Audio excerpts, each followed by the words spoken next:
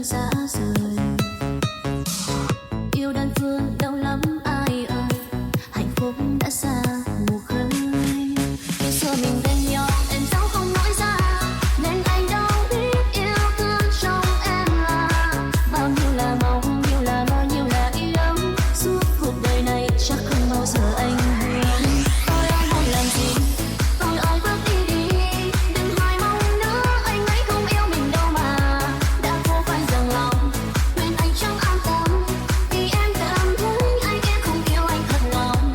Em vẫn sẽ chờ hoài, em không mong anh đi, sau cuộc đời rong rã có mối đẹp thì anh cứ quay về đây, em lo lắng cho anh, em sẽ không yêu ai ngoài anh.